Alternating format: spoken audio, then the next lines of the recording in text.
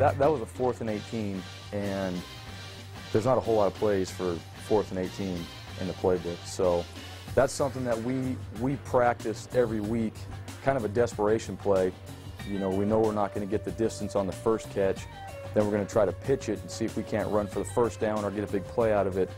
And there's other options behind Gerard Rabb on that too, you know, and then it kind of becomes the pitch back for, you know, to get the first down on it. So we were in that situation. There's really nothing other than that to go to, and that was the play.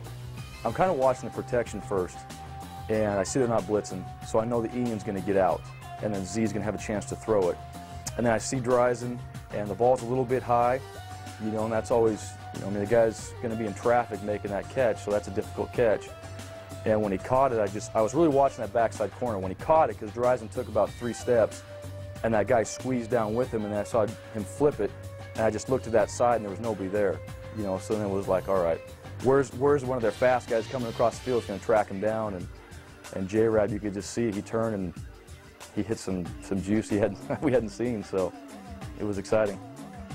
We had run the ball off of that set against Nevada, and you know, I just felt like all through practices up to that game that they would have watched that play in Nevada. I mean, it's so, you know what's coming. When the quarterback motions out, Vinny's in the backfield, I mean, they got to be thinking run. And just really felt strong about Vinny. If he didn't have the throw, and he's done this for us a couple times, and we even tried a throwback earlier in that series, if we didn't have it, that he would find a way to get us the 2 yards. Everything about what he did in that play, all the little coaching points he did, you know, a little extra tuck, I mean, just really selling it. Everything was perfect from his point. And a lot of guys in that case, they'll just try to catch it and run and just try to throw it and everybody knows what's up. But he really squeezed the ball and acted like he was running it to hold those guys, and then Schumann did a great job of just slipping out behind. The backside backer, you know, really didn't bite that hard, and he was kind of coming over the top, and you could see he saw Schumann pop out, so he starts to run with him, and Vinny just perfect throw.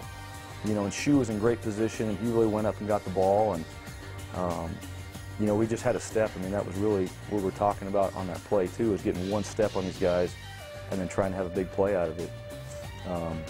But I really, you know, I mean, just having Vinny back there, I really trust that guy, and we all trust him, and just felt like that, man, if it's not there, he'll do something. He'll scramble and get us a yard at least, or 2 yards for the first down.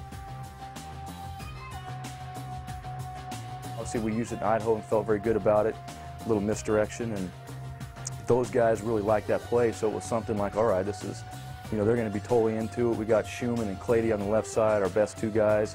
When I saw the backside there, when the guy was inside the box there, I felt very good about it. You know, if we could just, you know, if Z didn't drop it, or if the exchange was clean and there was no penetration on the front side or something screwy, then I felt like back there we had a good shot at getting in. Shu's really the guy that sets the edge there. I mean, there's a defensive end back there, and then Clady pulls around for anybody outside of that.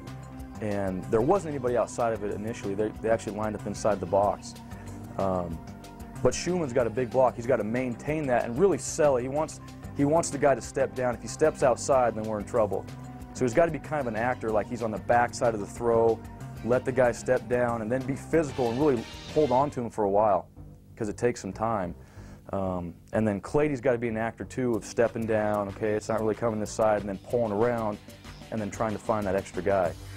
And, you know, it just happened where, you know, Schumann got him down there, and the guy kind of realized what was going on and started to fight back outside, and Schumann's battling him, and then he goes down and cuts him late, and Clady comes around and kind of gets in that pile, and we got the edge clean. And then the whole sell was Zabransky, you know, just putting the ball in his left hand, throwing with his right hand, and just holding it there. And Ian really sold it the best I've ever seen him. You know, as calm as he was, you know, he didn't, you know, before he'd kind of run and look out there and then take it, and he walked on the play. He walked and was looking over there like, okay, it's not coming to my side. Then he takes off. And I just think those two guys were so clutch in that, and Ian just so calm about it.